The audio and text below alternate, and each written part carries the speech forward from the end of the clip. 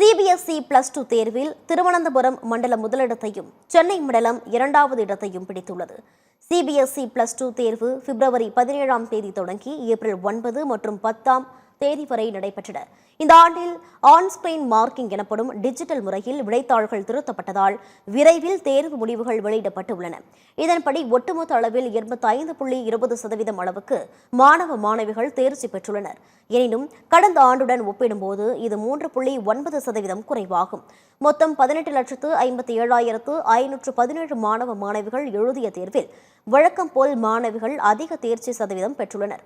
மாணவிகள் 88.86%, மாணவர்கள் 82.13%, மூன்றாம் பாலின மாணவர்கள் 100% தேர்ச்சி அடைந்துள்ளனர்.